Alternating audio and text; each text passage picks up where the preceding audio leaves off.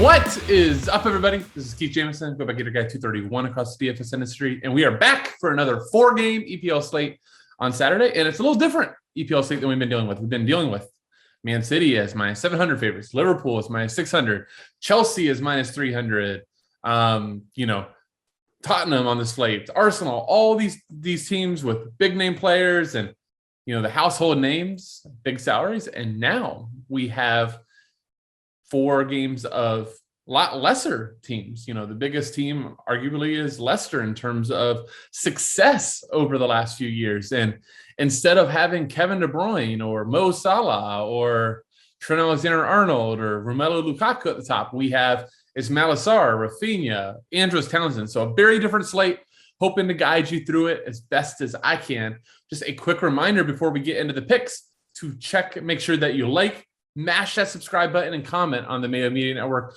and all the awesome job that, all of us part of Pat's team do for the channel. We would love that support. And if you want to find more from me, you can find me at FSI DFS on YouTube. And finally, if you are more of a listener and not in the video, make sure you check out Daily Picks and Bets, the mix on any of your podcast feeds. All right, let's get right into it. And let's start with the odds, and we'll go from there. So we have 4 games. Everton is minus 152 at home to Norwich. That's a 2.5 total. We have Watford hosting Newcastle. Watford is a slight favorite, plus 130, 2.5 total. Leeds and West Ham, little surprised by this. West Ham is a little bit of a favorite on the road, plus 131. That is a 3 total trending upward. And then finally, we have the biggest favorite on the slate, Leicester City, at home, minus 163, with a 2.5 total hosting Burnley. So let's start kind of at the top. And I think that the most important decision you're going to make on the slate is really which 2 of these guys you're going to play. They all fill forward spots. They all have floors. And in a lot of ways, it's just very different. So let's start all the way at the top. Andros Townsend. If you told me Andros Townsend was 10-7 a month ago, I would call you nuts. Lucas Dean was taking almost all the set pieces. Andros Townsend was getting in less and less a role. And now that has flipped. Andros Townsend is close to him taking a monopoly of set pieces. He had the Golazo versus Burnley a few weeks ago. And just looked like an awesome player. He's looked like that Crystal Palace Andros Townsend that we would just die to put in our lineups. Now, 10-7, I don't think I've ever paid 10-7 for Andros Townsend, no matter the matchup. But it's a really strong case to play here, especially versus a Norwich City team that plays very open, that is not very good in the back. And the reality, too, we might see Lucas Dean missing. We'll get to Lucas Dean in a minute.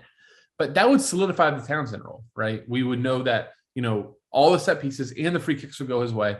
He's already had great open play value, and Everton is one of the biggest favorites on the slate. So I think for all those reasons, Andros Townsend is going to be extremely popular. Now, you could very easily make the case to go Ismail Assar, and there's only one thing lacking for Ismail Assar that would make me just be like auto lock him almost any slate, and that's set pieces. He doesn't take them. The corner situation in Watford is Tom Cleverley, Emmanuel Dennis, Adam Messina. But as Ismail Assar actually will cross more than all of them, it sucks that he actually doesn't have those set pieces, right? I don't even know if he could take a corner, right? So all this could be for naught. But if so, man, he would be a lock for double-digit crosses, add on the fouls, the shots, the goal equity he's shown this season. I think you have an awesome play. Now, I'm leaning towards Rafinha, who will go to next over Ismail Assar for really one big reason. Watford versus Newcastle is the lowest total in the slate, 2.5, and it's actually being pushed down. So I think by lock, we're going to be looking at like a 2.25 total, and Watford's only a slight favorite, plus 130. So this is potentially the lowest scoring game on the slate. So to allocate 10,000 to Sar without set pieces and with, I guess lower goal and assist equity, I think it's tough. I would much rather personally go to Rafinha at 9,100. I think that the price is actually just a little bit soft. Now, Leeds is at home, which is huge. Leeds' home crowd is pretty much insane. And additionally, West Ham is very open, very open. We saw Fabianski just have to be on his head for Man U to not score 6-7 goals for some last time. And I'm not saying that Leeds is Manchester United. I'm not saying that Patrick Bamford is Cristiano Ronaldo, or even that Rafinha is Bruno Fernandes, right? Different ilk of players. But the fact remains that West Ham is just open. And there is going to be opportunities. I think this is the game to stack. If you're just playing GPP in tournaments, like you could easily see this having 4 or 5 goals. I like Mikel Antonio, just missed this list, but I like Mikel Antonio too. Like if I saw somebody in cash game show up with Rafinha and Mikel Antonio, I'd be like, totally get it. Let's see what happens, right? My style, I'm going to go for the corner takers, but I totally could understand Mikel Antonio and then run it back with Rafinha. Maybe throw some Patrick Bamford in there, Daniel James from Leeds. You've got so many great options on West Ham, Vlasic, you have Ben Rama, you have Bowen. There's so many guys, Pablo Fernandez, wherever the hell he would slide in at this point. So just so many players in this game. I really do like it. But Rafinha shares set pieces, huge on fouls drawn. He attacks guys off the dribble so much, one of the highest in the leagues. And he's just a lock for double digits every single week. Even when Leeds had to play down a man for 30 minutes versus Liverpool, Rafinha still got their double digits. So 9,100, give it to me. And let's hope that, he can get a goal or assist to really pushing the 20 range. Down from there, all right, I'm going to talk about the Leicester guys right now. Leicester, more than almost any team in the EPL, is just beyond frustrating, okay? So Leicester 2 years ago was the exact opposite. It was just like, okay, Leicester's on the site. I know what to do. I'm going to plug James Maddison in. And James Maddison, I'm going to pay 9,500 or 10,000, but I'm going to get 100% of set pieces. I'm going to get open play value. I'm going to get fouls drawn. I'm just going to open my app, and whether he has a goal or assist, he's going to have 12 points.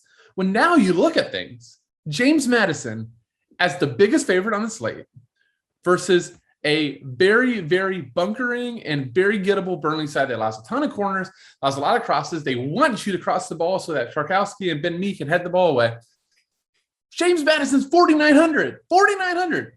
It was a 10,000 this time 2 years ago. And it wouldn't even be second thinking it at, that's not the right way to say it, but it wouldn't even be a second thought if you're going to play James Maddison in cash.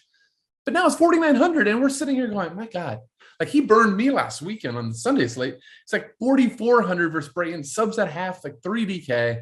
And then, shows up since James Maddison's injury last year, right? He just has not been on set pieces, and keep expecting him to change, and it doesn't change.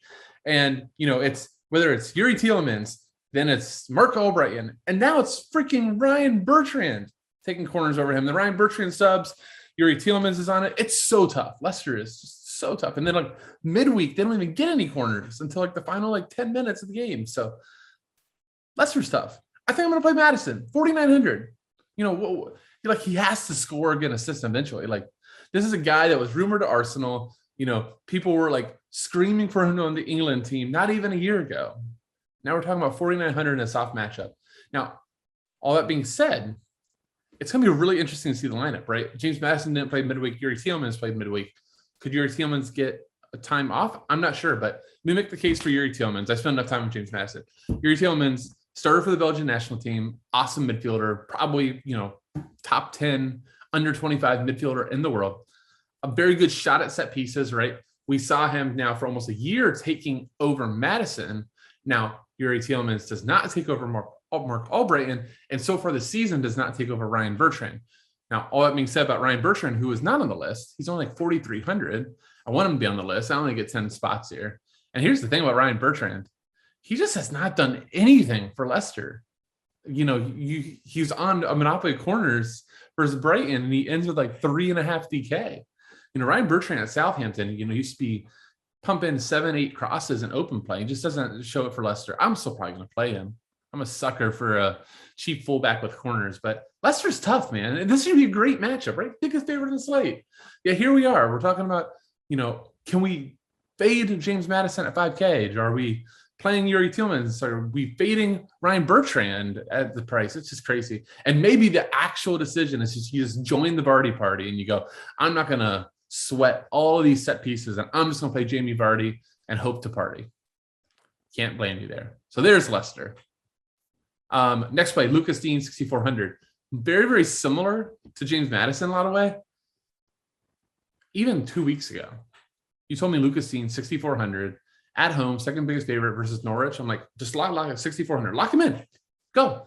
But now we've seen Lucas Dean cross less and less in open play, losing sets to Andrews Townsend, and he picked up an injury midweek. So I kind of hope that Lucas Dean is not in the lineup, so I don't have to sweat it. But if he's in, creature of habit, kind of feel like I almost have to play him. 6,400. I mean, I've played 8,000 for Lucas Dean and not thought twice on it. So, I still think realistically, obviously, it's a very, very different system of Rafa Benitez versus Carlo Ancelotti. We've seen Carlo looking great at Real Madrid. But I think the talent, the player profile of a guy that likes to cross the ball is still there. Good matchup, 6,400.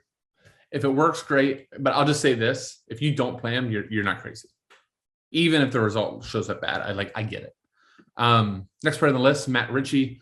The reason you might not play Lucas Dean is because Matt Ritchie is like very, very similar, except for a more defined role. Less of a good matchup, 1,000 cheaper.